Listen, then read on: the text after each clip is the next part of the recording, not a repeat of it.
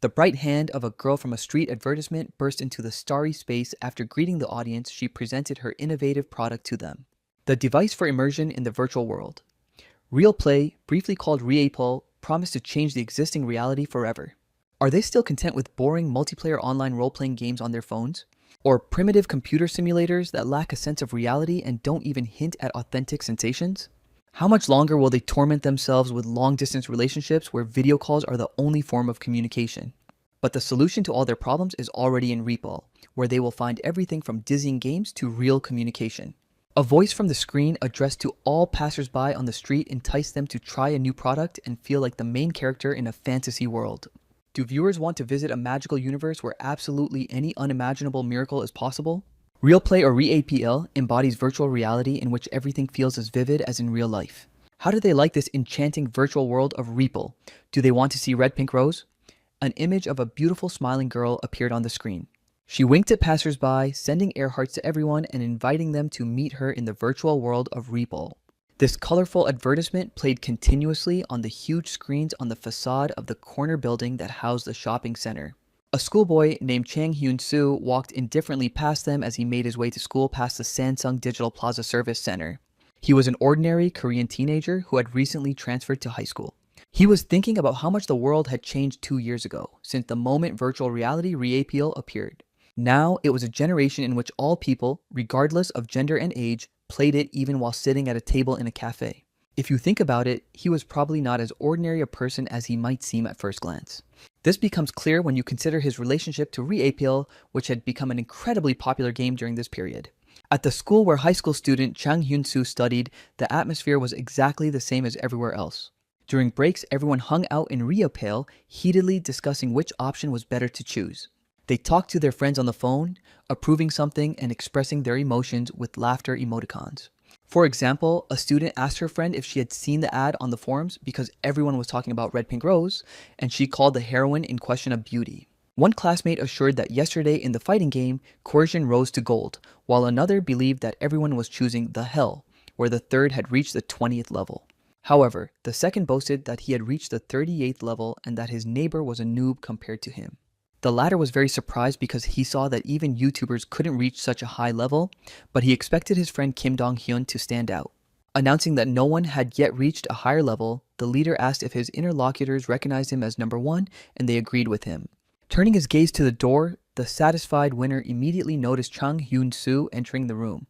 He immediately announced loudly to his classmates that the guy who was considered an outcast had come to class. All the students who heard this remark instantly turned their gaze to the guy who had entered. However, he calmly walked to his seat, paying no attention to anyone. One of the girls asked if Chan Hyun-soo had eaten today, and another offered to buy him something to eat. Without answering, the student noisily pulled out a chair and sat down silently. The first girl, who had asked him, suggested not to bother him, fearing that he would get angry.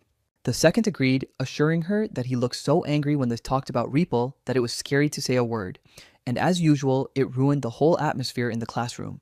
The first confirmed that this was indeed the case and that she found it very funny, while Chan Hyun-soo thought about his school nickname, Reapple Hater.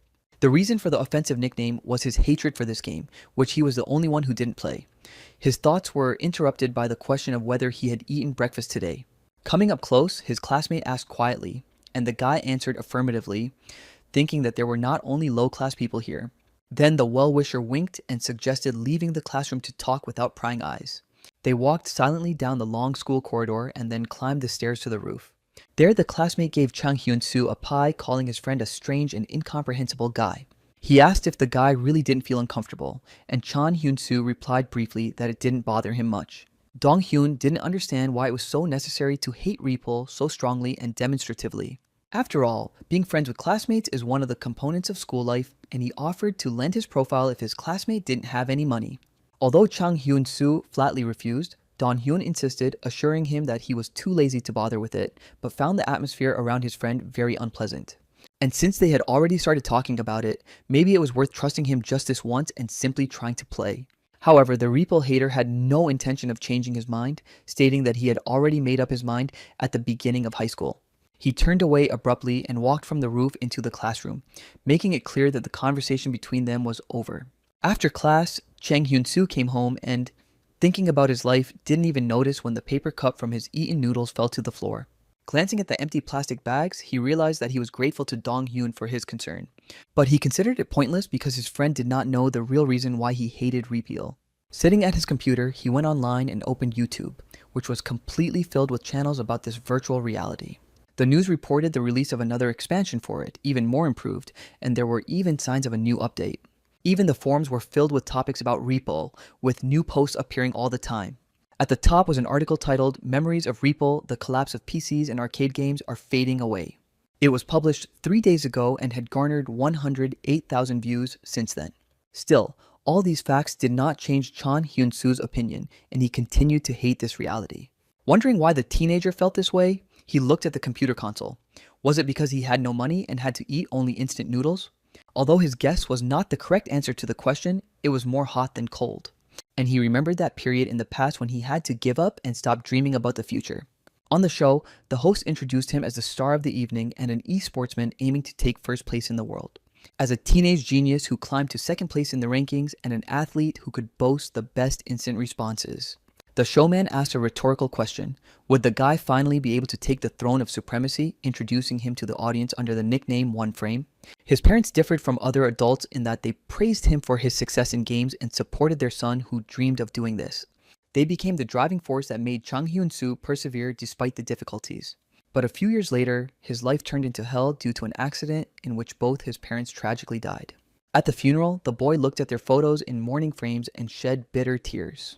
However, even during this incredibly difficult period for him, the child did not stop playing video games.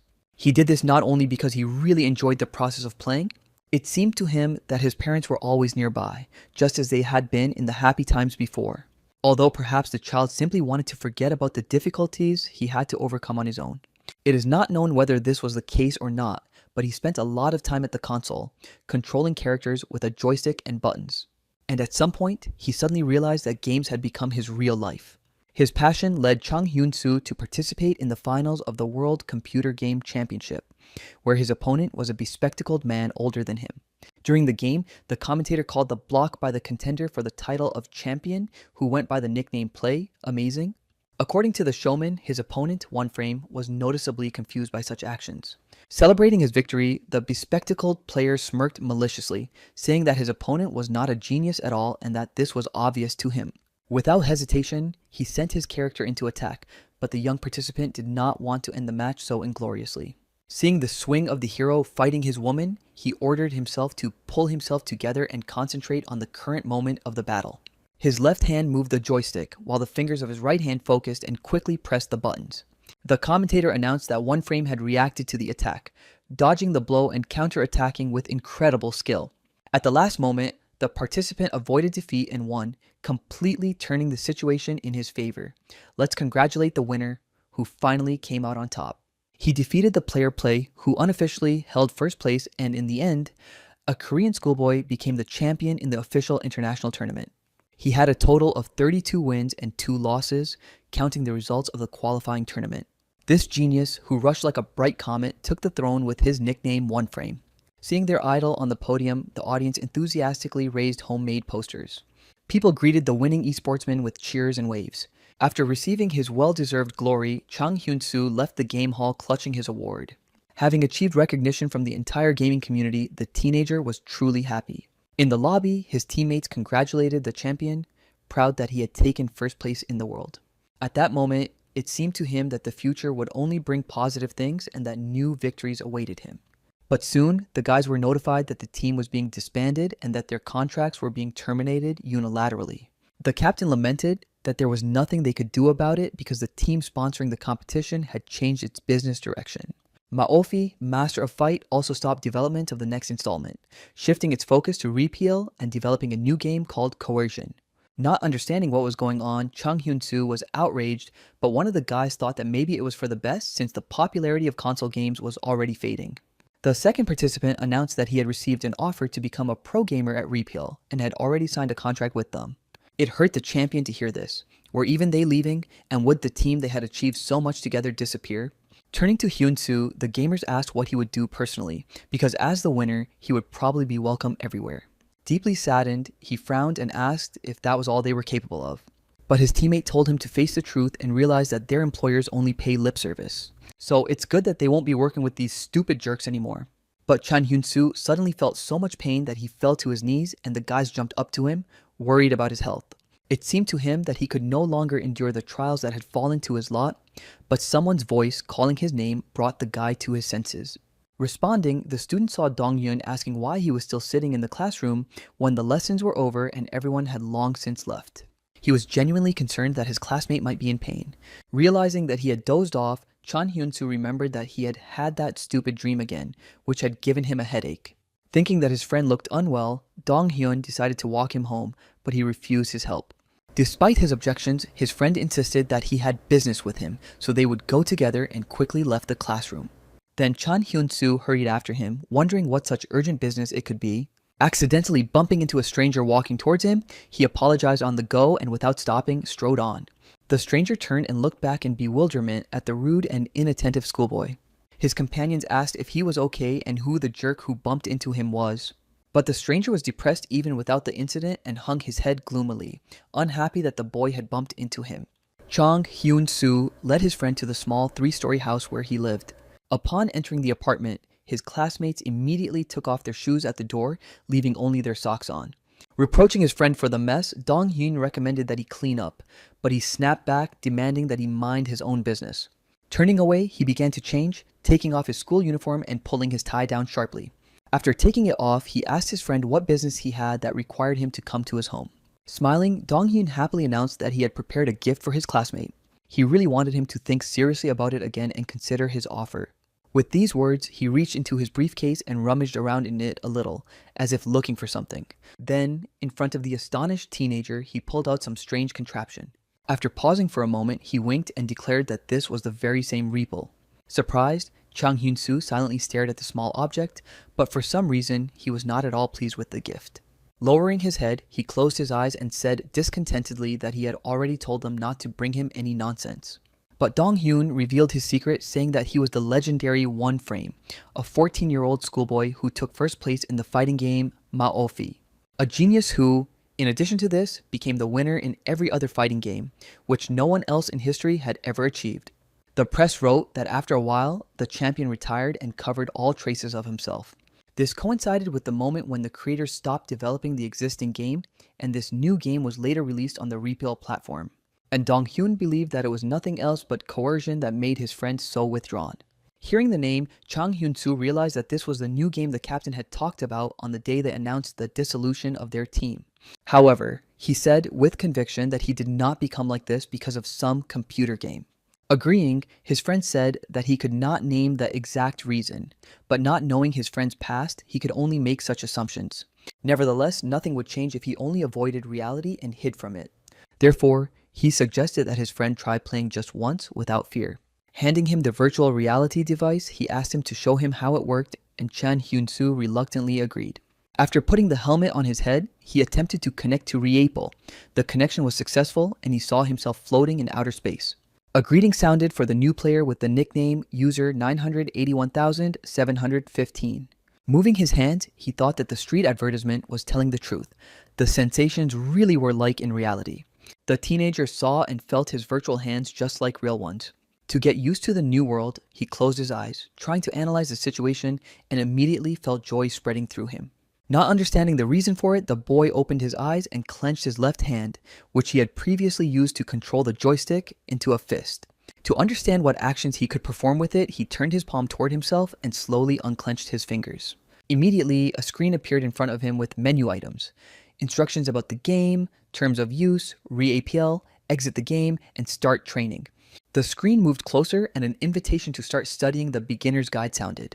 A message appeared about the start of training after the beginner read the instructions. He was surprised by the item that allowed him to change his nickname after completing the training. This was great because he didn't want to use the nickname assigned by Repeal, so he clicked the Start Training button.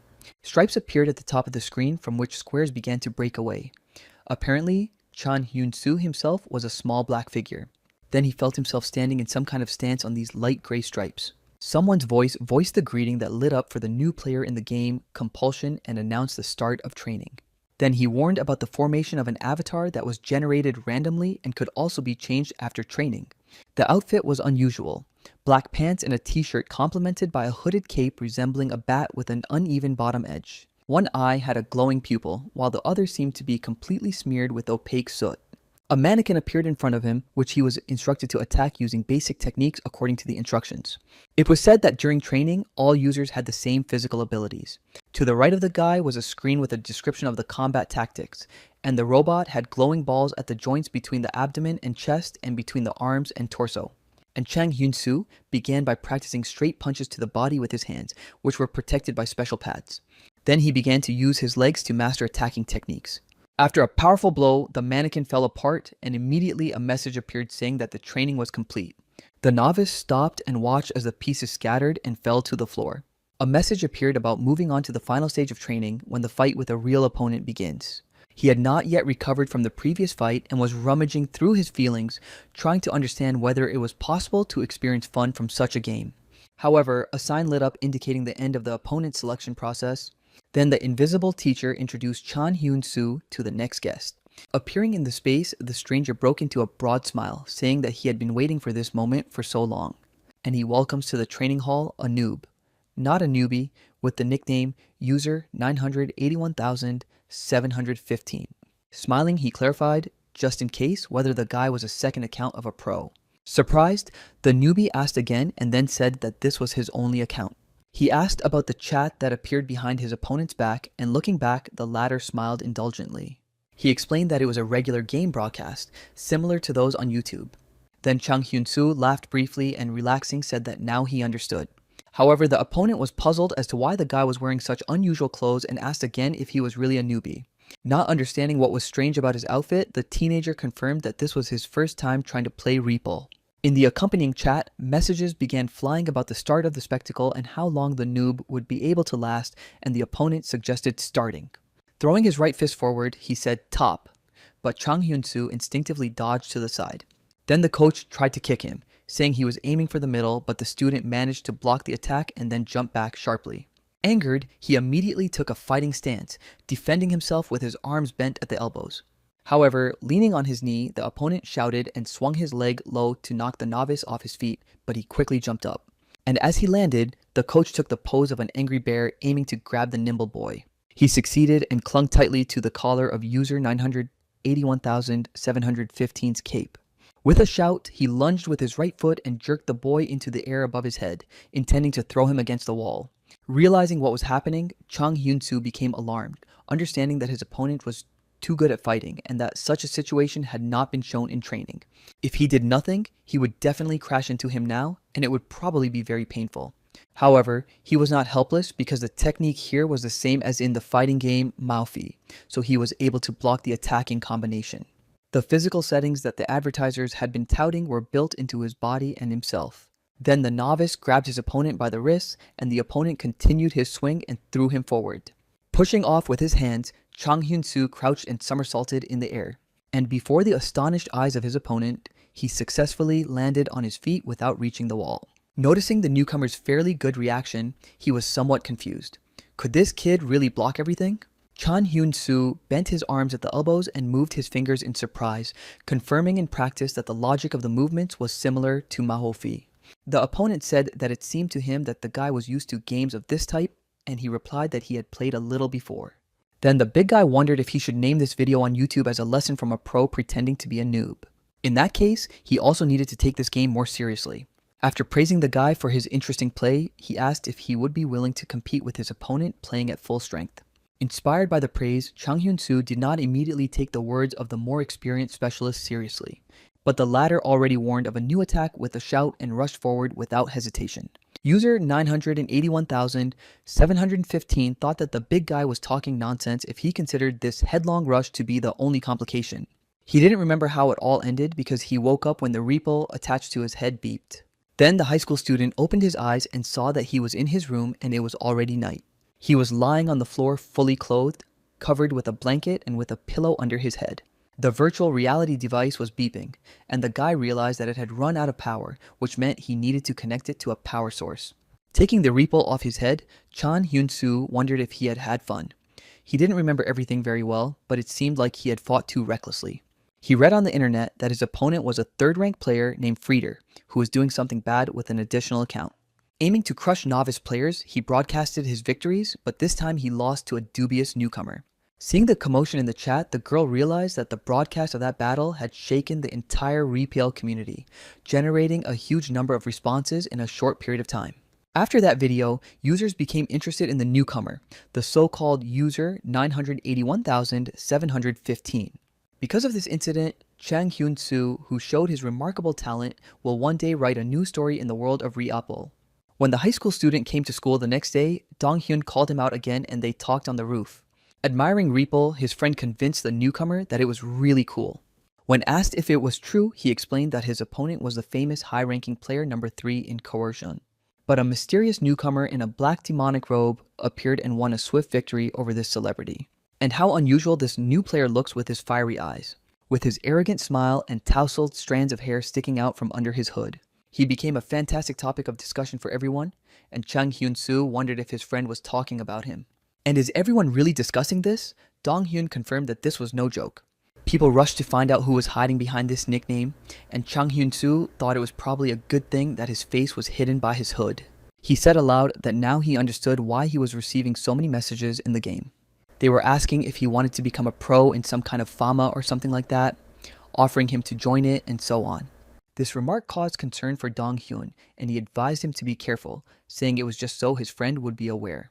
But in his opinion, it was better to avoid a place called Fafa TV. Hearing this name, Chung Hyun-soo asked why it was necessary to avoid Fafa TV in particular. It turned out that among the high school students called Fighter Fight, the so-called bullies gather and fight.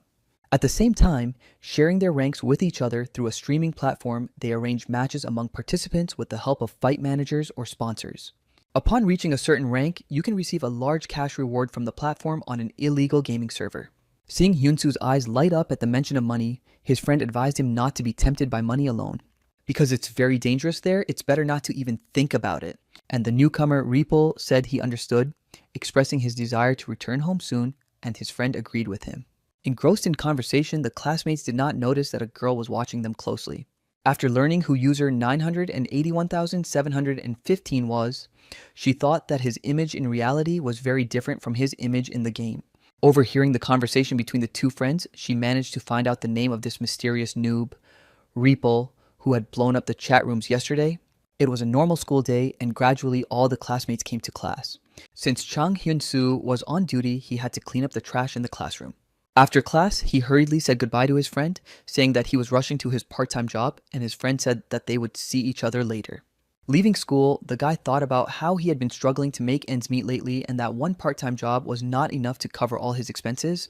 It had gotten to the point where he was completely broke, couldn't take out a loan, and felt awkward asking his relatives for money. With these gloomy thoughts, he glanced at his phone balance as he walked and put it away. But at that moment, someone grabbed his shoulder tightly. Turning his head, the guy saw a stranger with a strong build and asked who he was. A high school student immediately approached from the other side and asked if it was him. The strong guy replied that it seemed so. He clearly had negative feelings toward Chang Hyun-soo, because after saying that he needed to take him somewhere, he called the guy an obscene word. The two strangers took their victim to a room in another building where their leader, angered that the kid was looking away, kicked him in the stomach. Then he asked if he remembered him. It was Chun-won, whom Hyun-soo had accidentally bumped into with his shoulder. The aggressor's friend was happy that the kid had gotten what he deserved. Bent over in pain, the boy did not understand why these jerks had suddenly called him over, and they were standing next to two other victims. The strong guy who grabbed him said that the old school building was indeed a cool place, and the second stranger agreed, adding that old people didn't go there. Chang Hyun-soo was tormented by the question of why he had been brought there after school and what the hell they were doing there. Was it just because he had slightly pushed one of them that time? If the collision was the reason, then these bastards were real trash. His offender, Chun-won, turned to the two nerds, called them wallets, and tapped on the table, repeating attention. He menacingly demanded that they prepare 5 bills by tomorrow. If they were late in bringing it, they would be beaten by Chun-chan. Did they understand him? The victims obediently nodded their heads. The guy in the baseball cap asked why the extortionist was so angry. His girlfriend thought it was because of the loss on Fafa TV, but Chun-won said that the bastard knew he would win. The girl asked if she could bet too, and her neighbor replied that she should bet, but she should trust him and not Chun-won, who had his hands up his ass. Chang Hyun-soo remembered that Dong-hyun had talked about Fafa TV, but it was unclear whether it was illegal or not, and it seemed that the rumors were slightly exaggerated. However, it turns out that his friend was right, and this place is a gathering spot for all kinds of scum like his tormentor. The guy in the baseball cap asked if Chang Hyun-soo could just beat him up, in case this jerk complained, but Chun-won told his friend not to worry. He laughed loudly, saying that he wasn't recklessly tormenting anyone, and that this kid didn't have a single family member. Hyun-soo didn't understand how the aggressor found out about this, but then he realized that the rumors about Repo's hater were widely known. Looking back, Chun-won looked at the teenager irritably, called him an obscene name, and laughed. Then, fixating on the boy's expression, he jumped up to him, called him names, and demanded that he make a simpler face if he didn't want to die. The boy lowered his head, but the aggressor did not let up, and frowning repeated his demand. Then Chang Hyun-soo closed his eyes and clearly called Chun-won a bastard. At that very moment, a girl was walking down the corridor of the empty building. Attracted by the loud shouts and curses, she looked through the glass part of the wall into the room where the participants in the conflict were. She saw Chun-won swing for another blow, suggesting that he try that expression again and resenting the kid for staring. The girl said it was too noisy and that someone seemed to be coming, but the guy in the baseball cap reassured her, saying he would deal with the passerby. Assessing the situation, the stranger approached the door to the room and demanded from the doorway that they take it easy. Everyone present immediately turned their attention to her. Chun-won, who had previously grabbed Chang Hyun-soo's clothes with one hand and continued to hold them, turned around and asked who she was and what she had said. The stranger remarked that they apparently had nothing better to do and wondered if they were now engaged in trashy activities in the old school.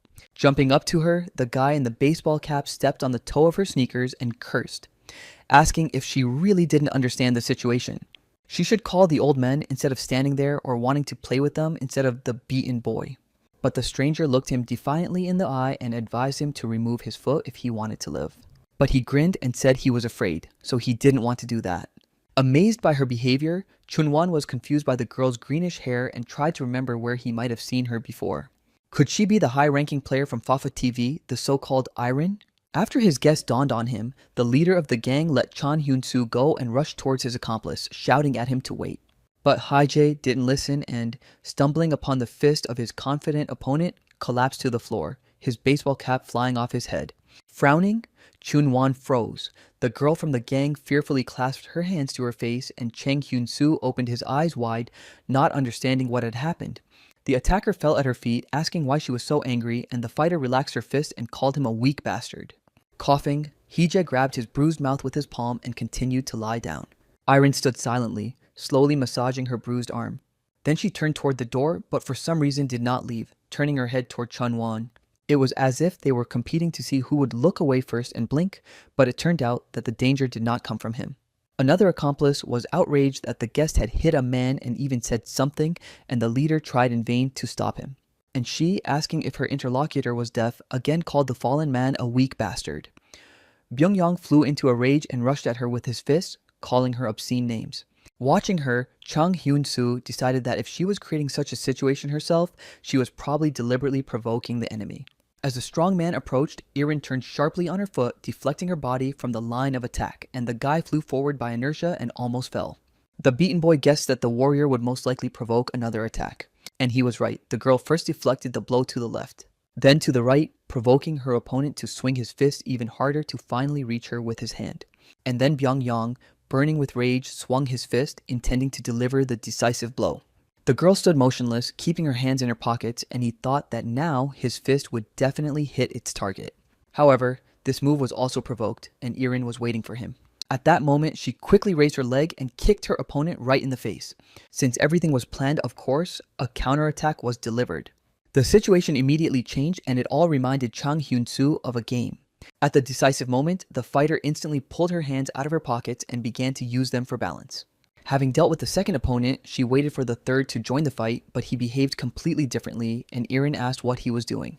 Her question came when Byung-yeon lost his balance and flew into the wall, hitting it with his head. Standing on all fours, Hae-jae tried to get up but gasped helplessly, and the fighter hid her hands in her pockets again. But Chun-won didn't seem to want to fight. Instead, he laughed loudly. Then he said that the rumors about the player from Fafa TV were true, and calling her by her nickname, asked how she was doing. Irin calmly replied that it was noisy and suggested that they quickly pick up their guys and get out of there. All four hurried to take her advice and walked down the corridor, Byung-yeon leaning on Chun-won and Hee-jae on a girl from his gang. The player from Fafa TV asked Chang Hyun-soo if he was okay, and although he answered in the affirmative, she asked him to come closer so she could examine him. Rubbing ointment on his face, Iron said that he wasn't badly hurt, which was good, but it would be better if he took the ointment and applied it to the sore spots regularly. And the boy thanked her for the bottle. Then she answered a phone call, confirming that she had checked on the two people the caller had mentioned. He asked about the results, whether they could be considered their people, and she replied that looking at their pitiful appearance, she would be against it. The caller thought this was bad, reminding her that the placement exam was coming up soon and they should hurry, and she agreed. Then, learning that her partner had some free time, she asked him to keep an eye on someone. Watching Chang Hyun-soo, she saw that he had gone to the computer club for a part-time job. The spacious room was filled with rows of personal computers and the workstations were separated by transparent partitions. Glancing at his watch, the teenager quickly went to the back room and took off his school uniform, lamenting that he was almost late for his part-time job. But who could have known that he would have to deal with bullies, so he put on his company uniform. He couldn't get the image of the girl who saved him out of his head. One of his detractors seemed to say that she was from Fafa TV or whatever that organization is called. Standing in front of the mirror, he touched his bruised face with his hand and tried to understand why she had helped him. But his thoughts were suddenly interrupted by a voice ordering the guy to get out quickly. He immediately responded and, leaving the back room, immediately picked up a tray with prepared food. He was ordered to clear the second and third tables, and the teenager replied that he would. He had not yet brought the dish to the customer sitting at the computer when he was called to pick up the finished ramen. When Hyun-soo approached the kitchen, a club employee said that Table 20 was calling him. The guy asked again, not understanding why he should go there.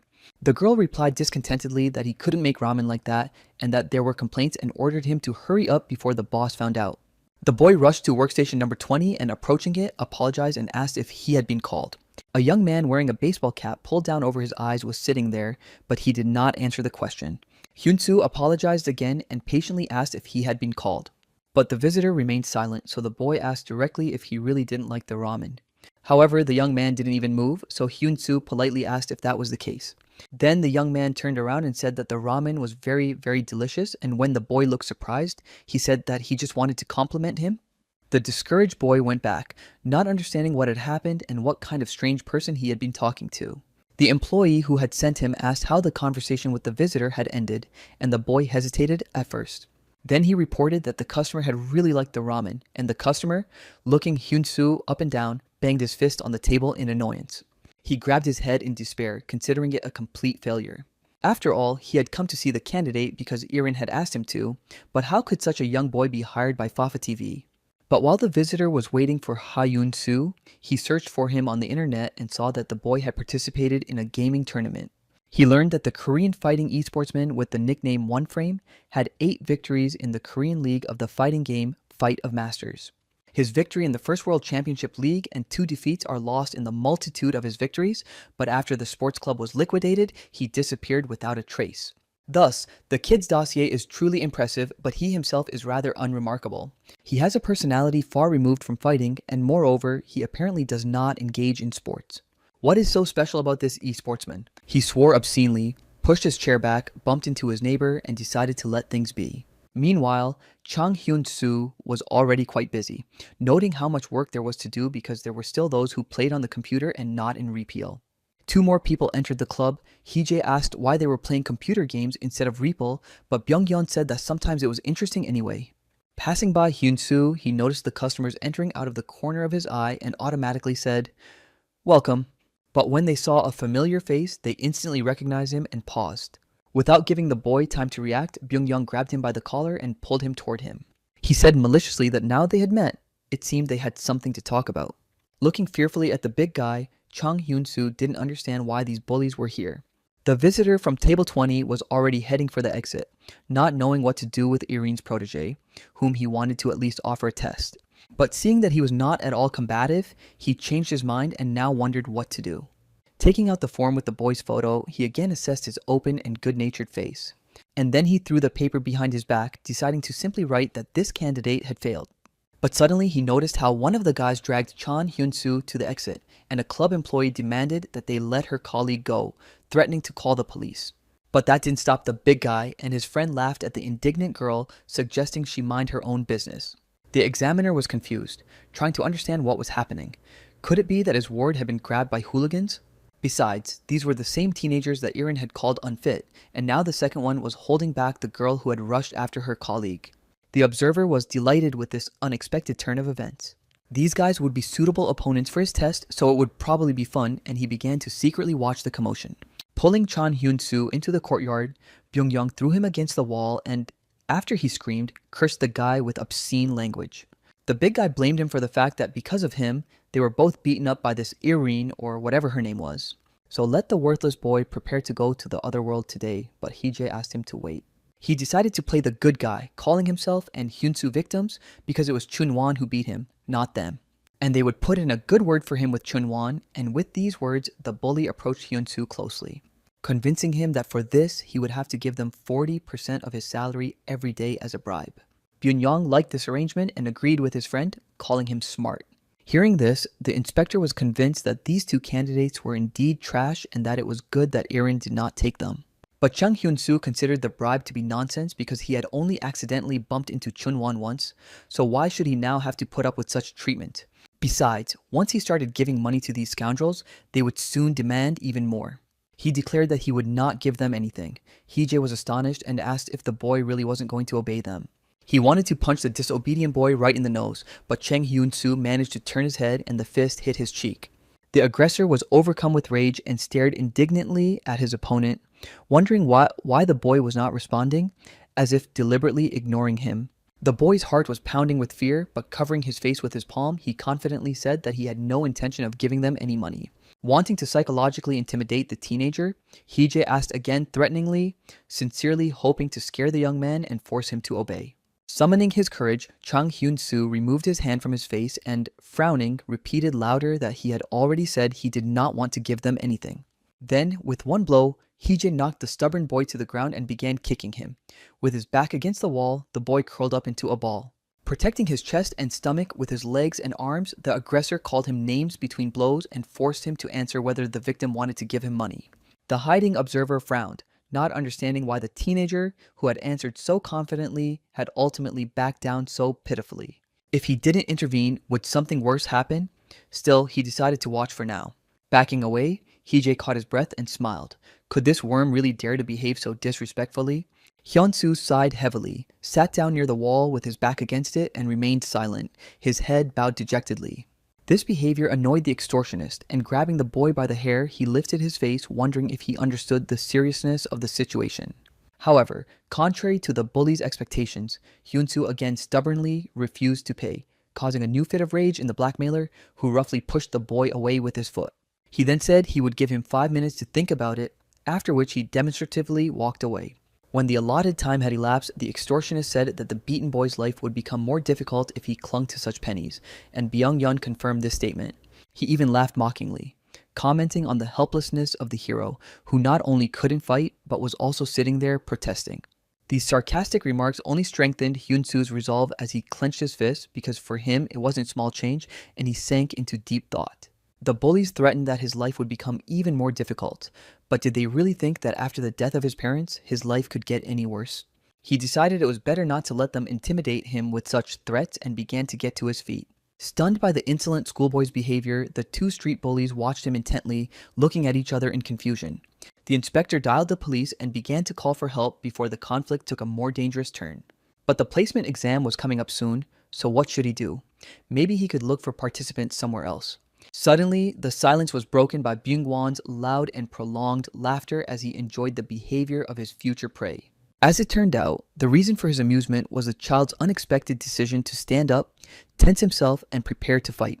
Clenching his fists, he shouted angrily that he would never give them any money.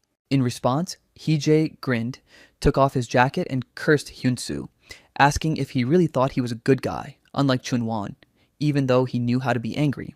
He told him to get ready to take a break from school for a while and ran ahead. A police officer answered the phone and asked what had happened, but the inspector interrupted the call because he suddenly became interested in watching. Hyun-soo had never tried fighting in his life, but he still remembered how he did it in Repo. And besides, everything in life was slower than in the game. So he might be able to do it, but when he got close, his opponent hit him in the jaw with his first punch. And without giving him time to recover, he immediately hit him in the head with his right hand. Then, switching hands, he punched his opponent's unprotected stomach with his right fist. The guy managed to stay on his feet, calming himself down with the thought that the blow wasn't that strong. Seeing that Haye swung his right hand again, he focused, preparing to defend himself. Leaning to the left, he tried to dodge the blow, but it grazed his right cheek, leaving an unpleasant sensation. Then another painful jab to the head followed, making Chang Hyun-soo realize that he was still not fighting the right way. However, he finally managed to dodge in the opposite direction of his opponent's attacking arm, and he realized that he needed to look at the direction of the attack and, seeing its trajectory, dodge it. When the jab missed, Hee-jae tried to swing like a sword, but Hyun-soo bent down and dove under the raised arm. You have to follow the pattern of actions that your opponent repeats every time, then you can try to turn the situation to your advantage. The bully mainly threw his arms forward alternately, first the right, then the left, helping himself with lunges, indignant that the kid was dodging. He understood that defense alone would not win the fight, but how could he turn the situation around so that it would turn out like it did with Iron that time? The boy remembered how she dodged to the right, then to the left, then turned and stepped back. And then Hee lunged at him with a running start, shouting, "Go to hell!" But Hyun-soo crouched down and dodged the kick with a lunge to the left. The examiner remembered that the news had called the boy the most talented e-sportsman in the history of fighting games. An e-sportsman with the best reaction speed, and it seemed that one frame had gone on the offensive. Hee-jae hadn't even managed to put his foot down yet when a fist aimed at his heart came flying towards him. However, the bully was much more experienced in street fighting and managed to put his left forearm up. Then, with the same hand, he grabbed his opponent's wrist, indignant that he had the nerve to raise his hand against him. But the other man only gasped softly, without softening his animalistic grin. This enraged Hee-jae, and he threw the insolent man in the uniform shirt back with a strong push. The man braced himself and slammed his shoulders into the wall, but immediately darted to the side to escape his opponent's leg. The hooligan jumped back to consider his next move. Chang Hyun-soo's last maneuver was completely spontaneous as he had never actually fought before. Before he got up from his lunge, Kim Hee-jae wanted to throw a jab with his right, but he missed. He gasped in surprise, cursing loudly and marveling at how nimble the kid was. The examiner agreed with this opinion, tired of watching the long series of dodges and mentally preparing his ward to finally strike. He was about to intervene, but decided to wait a little longer because he realized that the rookie did have some skills, even though he didn't know the basic stance. He also saw that the moment had come when his foolish opponent was getting tired. He was drenched in sweat and began to take short breaks to rest. Byung-young noticed this and teased his friend that his momentum was falling. Laughing loudly, he added that the kid seemed to be mocking him. He knew perfectly well that such words would greatly hurt his partner's pride. Chang Hyun-soo understood this and froze, waiting for the extortionist's reaction. But the latter, enraged, began to insult his opponent, calling him trash and a fucking orphan. His insults had a strange effect on the boy, his head suddenly spun, and he mentally cursed and panicked. The pain intensified, and Hyun-soo clutched his head with his hands, not understanding what was happening to him and why this feeling was bothering him again. Hee-jae, egged on by his insults, ran back into the attack. Neither his opponent's yelling nor his bent posture as an aggressor stopped him. With a shout of "stop showing off," he delivered a straight punch to the head, putting all his strength into it. The examiner saw Hyun-soo turn his head, spread his arms, fall onto his back, and collapse as if he had been mowed down. He didn't even try to stay on his feet or regroup. It seemed the blow was too strong. But why did he suddenly stop dodging? Looking at Byung-yeon's motionless body, he wondered if the kid had accidentally kicked the bucket. His friend was sure that he hadn't, explaining that a person couldn't just pass away like that. However, if this little guy came to and got up, he would beat him up again. Hearing such prospects, the inspector thought that he had been wrong not to report it to the police that time. Alarmed that the defeated man was not getting up, Byung-yeon did not know what to do, but Hee-jae calmed him down, believing that the kid was pretending. Hyun-soo quickly came to and began to move his fingers. Byung-yeon, who was watching him, immediately noticed this movement and cried out in surprise. Responding to his exclamation, Hee-jae turned around and said, "I told you so." After such a heavy blow, this resilient guy was clearly fine and laughed. Byung-yeon said he agreed with his friend, and Hee-jae triumphantly walked towards his opponent, who was standing like a zombie with his back bent. The guy who had stood up tried to say something, and approaching him closely, the extortionist lifted his head, asking what he was muttering. Then, with bloodied lips, Chang Hyun-soo quietly said that he was going to hit him. Squinting one eye contemptuously, the extortionist raised an eyebrow in surprise, asking who this deadbeat was going to beat. But it turned out that he had been wrong not to take his opponent seriously. The extortionist swung his arm and hit Hee-jae, who closed his eyes and barely managed to stay on his feet. Immediately after that, he received a kick which made him scream at the top of his lungs. Not expecting such resistance, the extortionist was taken aback, but when he recovered, he cursed viciously. But this did not bother Hyunsu in the least, who confidently declared that he would send his opponent to his ancestors, his eyes burning with devilish fire. However, the teenager was feeling very heavy at heart. He wanted to curl up into a ball and hide somewhere. It was as if another personality had burst out of him, taking away his headache and advising him to rest. Covering the injured part of his face with his hand, Hije tried to analyze what had happened. He didn't want to believe that this jerk could hit so hard. He acted completely differently, as if he had become a different person. Had he really changed so much? But maybe he didn't expect this from himself either, because after relaxing and lowering his head, ready to take advantage of this, Hije went on the attack. Chan Hyun-soo dodged his jab with his left hand, stepping back. He avoided the jab with his right hand by turning perpendicular to the line of attack and simultaneously thrusting his forearm forward, colliding with his enemy's face. Then, bending down, he dove under the left attacking arm and struck his opponent in the chin. Now he was in control of the situation, grinning maliciously as he looked at his beaten opponent. The latter remained silent, only gnashing his teeth viciously at the insolent brat. Trying to use his lower limbs, Chang Hyun-soo swung his right leg and kicked. Provoking his opponent, he ran his palm horizontally across his face. And when the opponent was distracted by these fingers, he punched him in the teeth with his other hand. Jumping back, Kim Hee-jae held his fist to his head, looking at the boy in bewilderment. And seeing his bent fingers, he asked what he was doing. It seemed that Hyun-soo was filled with sinister joy, experiencing a moment of release from his restrained emotions, and he suggested they play a game. Stunned, Haeja mentally cursed, not daring to call his opponent names out loud, wondering if he had gone mad. But the boy dropped to one knee as if preparing to play an invisible instrument. Then he suddenly punched the high schooler right in the face. Since the extortionist had his hand near his face, he grabbed the other boy's hand and wrapped his fingers around it. He said confidently that even if the worm was good at dodging, he couldn't escape punishment when he was caught like last time. Thanks to the difference in physical strength, he was sure to win. Clenching the boy's fist with one hand, he punched Hyun-soo in the face with the other. However, the boy turned his head to minimize the damage and arrogantly asked if he would really win. Spinning like a top without any visible effort, he pulled his fist out of its grip, forcing Hee-jae to recoil. Then, swinging his leg after making a full turn around the vertical axis, he struck him in the chin. The bully's head fell to one side and he cursed viciously.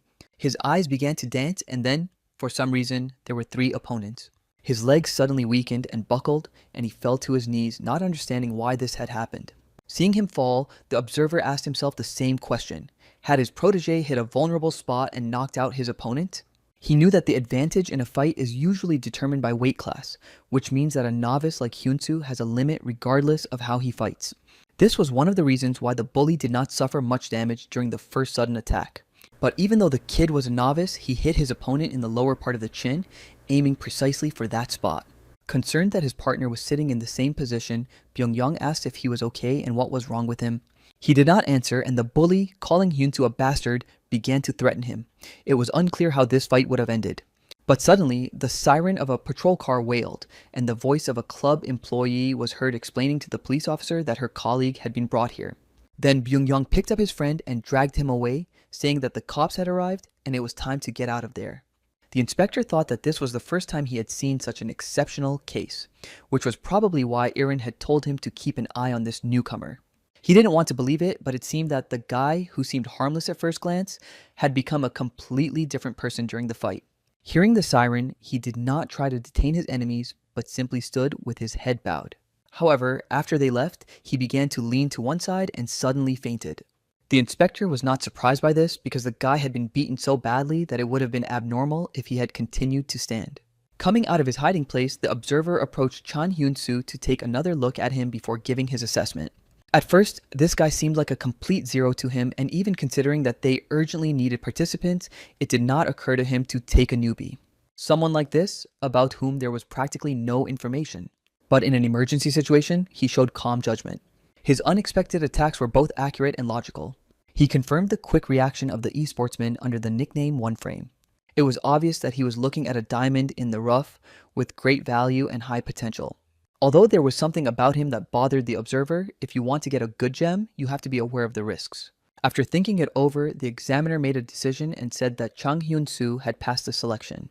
Then he released the test paper from his palm, adding that he would explain everything when the guy got up. When the paper landed, the observer welcomed the new participant to the world of Fafa TV.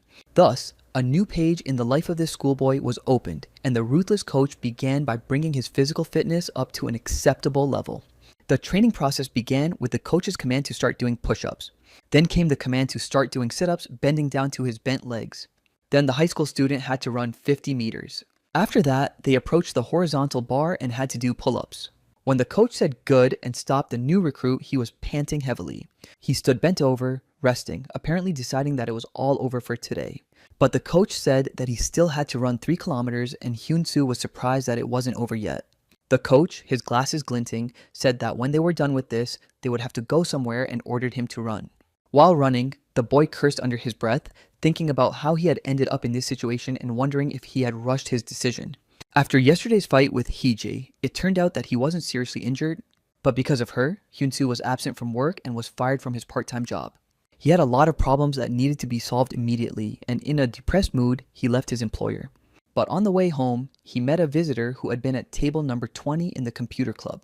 Stopping the teenager, the stranger called his name and said he wanted to talk to him. He was not aggressive at all, winning him over with his politeness and formal address.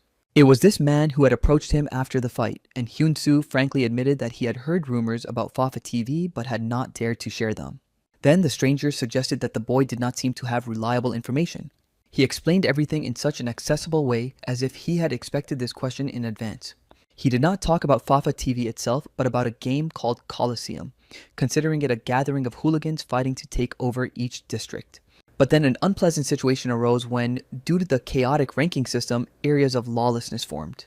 Then, the only way to determine the skills of each fighter in Repool was created, which was used to divide the ranks, and it was called Coliseum. But this turned into a regular game that distributed ranks, becoming a place for dogfights, and a single game path called Fafa TV emerged. The stranger was looking for a participant who could join the fight there, and when he saw Hyun-soo fighting, he became interested in him. Briefly outlining the situation, he asked the guy if he wanted to become such a fighter. Then the schoolboy honestly admitted that although he had fought today, it was the first time in his life. And therefore, he was not sure of his abilities, but his interlocutor believed that the guy was interested. Then maybe One Frame would do what he wanted after all. Hearing his old nickname, Hyun-soo realized that the man already knew who he was dealing with. It turned out that the man had heard that the boy didn't like Repool, but said that Fafa TV was completely different. After all, he himself knew how interesting it was to look for ways to defeat an opponent. However, Hyun-soo replied that he didn't know because it was his first fight and he didn't have time for it. The stranger said that they give monthly allowances and generous dividends for victories. It's more than the usual salary from part-time jobs, but in return, you can't give up halfway. After hearing these words, the schoolboy immediately agreed. He asked when he could start, his eyes shining with genuine interest. That's how they met, and now, after running 3 kilometers, he collapsed on the ground, breathing heavily. The coach announced that the newcomer had defeated them in 12 minutes and 57 seconds, but with such endurance, he would die immediately. The 20-year-old mentor's name was Lee Ha-yuk, and in the Coliseum, he had the status of a master of the underdog clan. Hyun-soo said that he had given his all, and his coach agreed, adding that at least this guy could do well. Then the student politely asked if he could ask Mr. Lee Ha-yuk one question. Tom was uncomfortable with the formality, so he immediately suggested calling him by his first name without unnecessary formalities. Then he asked what interested his student who wanted to know more about Fafa TV. Are clans connected to hooligans? Lee Ha-yuk replied that these are completely different things. They are completely different. His statement immediately raised a new question. Is there any point in maintaining his clan at all? It turned out that Fafa TV, which manages the Coliseum game, imposes a lot of fees on outsiders. There were a lot of them. An entrance fee, paid viewing, monthly subscription fees, and commissions. The amount surprised Hyun-soo. He asked if it was possible not to pay for this if he became an esports player, but Lee Ha-yuk replied that esports players have completely different conditions. You can't just join and immediately register as an esports player. To enter Coliseum, you have to pay the fees and pass a game code test. To reach at least the basic rank, you need to pay more than 500,000 won. Hyun-soo was saddened by this and considered it a big problem, because where would ordinary school children get that kind of money? It turned out that money issues were resolved by clan leaders such as Lee Ha-yuk, who hired people with good abilities. In this case, the clan received a stable income and the esports player lived in good conditions and could focus on the game. The mentor smiled kindly and looked at the teenager attentively and with interest. The teenager wondered if this whole system could be called a real business. Getting up from the bench, Lee Hyuk said that this was not his goal and that it was time to go. After a grueling workout, Hyun-soo didn't feel like going anywhere. But the master reminded him that there was a lot to do today. To register the boy, they needed to get a code to enter the game and pass an entrance test. They also needed to introduce him to the members of their clan. First, for some reason, they went into a room where someone was practicing kicks on a punching bag. The intensity of the training could be judged by the beads of sweat dripping onto the floor. His triceps and deltoids were clearly visible on his bare arm, and his back muscles bulged under his tight-fitting top. It was Hyun-soo's familiar friend, Irene. Seeing the master, the girl turned around and asked if it was the agreed time to go there. On the way, Lee Hyuk gave the newcomer a phone for personal use. They were walking to some place with cigarette butts on the asphalt where young people were hanging out. The young man laughed, calling something nonsense, and the girl next to him asked why. 3 girls were discussing this interlocutor. One of them called her cute and asked if she was in the middle grades. Seeing them passing by, one of the guys asked who this loser was, and his friend suggested that he had probably come to watch. When asked by Hyun-soo if it was really necessary to come here, Lee Hyuk said not to complain because the code for the Coliseum had to be obtained here. However, the newcomer let slip that he didn't even know such a place existed. The master explained that it used to be a place for gathering teams. Before the Coliseum was moved to Reapple, they used to do it at this site, and now even groups of friends can gather here. It became relatively quiet, and suddenly he saw the people he was looking for in the distance and waved to them, shouting that they were here. One of the men asked the other what the newcomer was doing there, and the second replied that he had seen him for the first time. The third person, wearing a mask that covered her face below the eyes, was a girl. Hyun-soo was surprised to recognize her as Irin and immediately thought that she might also be a member of the clan. Confirming his assumption, the girl revealed her face, and it turned out that she was also from the underdog clan and had a D rank. Reacting to Irin's movement, the man with the chain around his neck grinned and asked if she was the guy, but the second man said that this was the first time he had heard of it. When Lee Hyuk and Hyun-soo approached, Irin reproached her brother for being late. Her companions were surprised to learn that she had a brother and began to scrutinize the new arrivals. The man with the chain guessed that the stranger who had called out to her was the master of the underdog clan.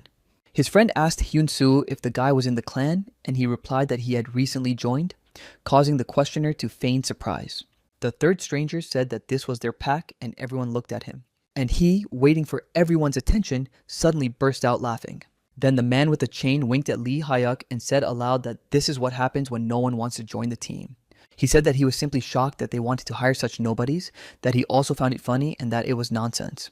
But then he turned to Irin and said sarcastically that it wasn't nonsense at all. He quickly moved closer and gently hugged her from behind, saying that the reason was that she was a charming little sister with the maximum D rank. Outraged by his rudeness, the girl grabbed the cheeky man's finger, threatening to break it, and said that his mockery and sarcastic comments didn't matter to her. But she told him not to touch her body and pulled his hand away, while the man himself fearfully removed his other hand from her shoulder. Then he moved away and, rubbing his injured finger, cursed loudly, saying that they wouldn't even let him joke around. His friend told him it was time to leave. He agreed, saying over his shoulder that there was no coder today, so it was better to just leave. Lee Hyuk replied that he didn't believe it, but sincerely thanked his interlocutor for the useful information. And with the words that the slums were flourishing, the master, whom he knew well, went on his way. Irin didn't see anything funny in this, but the master philosophically remarked that there was nothing to be done. She was a high-ranking player, so she couldn't fight. The girl complained that this place was so stressful, but he patted her on the shoulder and suggested she be patient. They would get the code for Hyun-soo and leave immediately. Turning to the new fighter, the warrior said that she asked him to love and cherish her. Smiling kindly, the young man replied that he asked the same of himself. Surprised, Irin asked why he said that, wondering if he was surprised that she was a member of the clan, and he admitted that he was a little puzzled. They came to some kind of platform near a building of unknown purpose where unfamiliar people were sitting and standing. Here, Lee Hyuk asked her to wait while he talked for a moment, and Irin sighed, dissatisfied that the master had not found out everything in advance. Hyun-soo asked if the code was really that important, and she was surprised that the master had not explained it to him. She handed him her phone, explaining that without the code, they couldn't download the base game or find out any internal information, so he asked about the test. The girl said that it was based on ability and that the tester apparently did it at his own discretion, and Hyun-soo guessed that it looked like they would have to fight again. He laughed, and Irene asked anxiously what was wrong, and the guy replied that the thought of going back had suddenly crossed his mind. Closing her eyes, she reassured the newcomer, saying that the master would probably put in a good word for him, but suddenly a warlike cry rang out nearby. Opening her eyes, the girl saw the attack of the same man with a chain around his neck who had previously grabbed her shoulders without permission. His blow was so sharp and sudden that Chang Hyun-soo lost his footing and flew several meters away from his opponent. The teenager fell, and onlookers quickly gathered around him, wanting to see what kind of fight had broken out on the playground. The offender headed towards the newcomer, forcing him to get up quickly, but suddenly someone grabbed him from behind by his clothes, forcing him to stop. With a face contorted with anger, Irina held him back and asked in a harsh voice if he understood what he was doing and why he was attacking her. But he turned around indifferently, shook off her hand, and asked her sternly not to interfere, urging the girl to calm down. Raising an eyebrow, the man explained that he hadn't introduced himself right away, but that he was the official tester. Stunned by his words, Iron fell silent, mentally indignant that this insolent jerk was the tester. At that moment, Lee Hyuk approached and said that the test had begun and that the tester was behaving like a hooligan, so he was a little worried. But it seemed to him that a newcomer of this level was quite capable of withstanding the fight and even obliged to defeat his strong opponent. When everyone finally understood what was going on, the man with the chain around his neck smiled and officially invited the newcomer to begin the real test. With irony in his voice, he asked if they were really asking for the code, and then mockingly asked the master underdog what kind of nonsense the old man was talking about. But Lee Hyuk calmly smiled in response and advised him not to be so pompous because he had already found out everything in advance. Then, pursing his lips in offense, the tester declared that it would be better not to conduct the test on this useless person at all. After all, he would not be lenient and was going to beat him with all his fury, without mercy and without making any concessions. However, Lee Hyuk was not at all frightened by his words and easily joked that he was, of course, insanely afraid of threats. But his interlocutor was also deeply mistaken in his assessment of the situation and did not understand the balance of power in this battle. He asked directly why Yang Hak was so confident of victory and on what basis he believed he would definitely win. The tester frowned, and Master Underdog thought that he had probably angered him too much with his words. But the challenge had been issued, and Lee Hyuk set up an observation point for himself on a pile of broken containers, placing a tire on top of it. No sooner had he settled in comfortably than he caught Erin's puzzled gaze, clearly dissatisfied with his behavior at that moment. Her face clearly showed her irritation. She did not like the fight that had started suddenly and without warning. Then the clan leader smiled back at her, letting her know that there was no need to worry, that she would be able to see an interesting spectacle. When the crowd learned about the test, one of the onlookers quickly ran to his friends to share the exciting news about the fight. The girl coldly replied that such things happened almost every day in this place, so there was nothing to be surprised about. But the guy, choking with excitement, interrupted her and suggested that she just listen to who was fighting today. Anticipating questions from his friends, he rubbed his fist impatiently as if he couldn't sit still in anticipation of what was about to happen. Seeing his undisguised excitement, the girl reluctantly asked who would be fighting, and the guy enthusiastically blurted out that it was the tester Oh Yang Hak. The 18-year-old tester studied at Taehyun High School. Posing in front of the audience, he lazily scratched the back of his head with one hand. The regulars perked up, flocking to the arena, saying they hadn't seen a test in a long time and laughing, wishing him to simply lose. However, a girl with a lip piercing advised him to win. But Yang Hak, annoyed by the noise, rudely advised the crowd to start betting and suck up the money. The cashier loudly called for bets, and a passerby asked his friend with a smirk who he was going to bet on. The latter laughed and said that he should bet on the newcomer, but could such a weakling really win? Hyun-soo didn't know what to do. Suddenly, he noticed his opponent's leg flying towards him, so he quickly began to dodge the unexpected blow. Cursing loudly, Yang Hak grumbled that the guy was allowing himself to be distracted in the middle of the fight, as if he didn't perceive the threat. After that, he sharply continued to attack with his feet, trying to get his opponent in any way possible. Chang Hyun-soo dodged the blows, but the man, grinning maliciously, did not stop swinging them.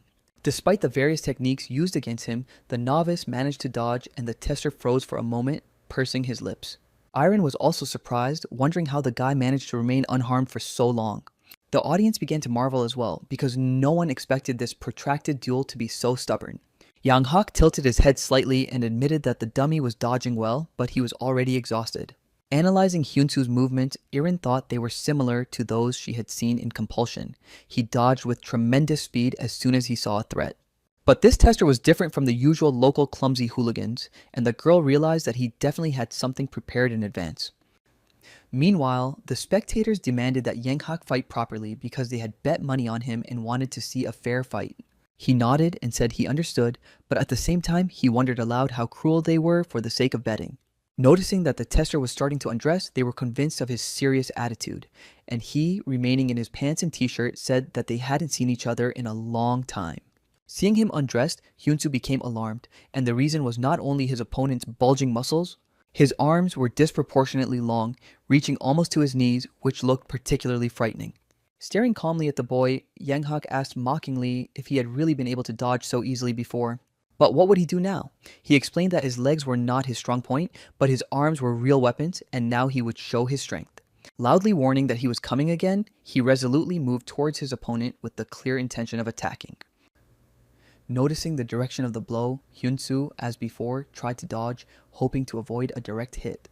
However, the first blow with his hand reached its target and the boy staggered, confused and not understanding why his usual dodge had not worked.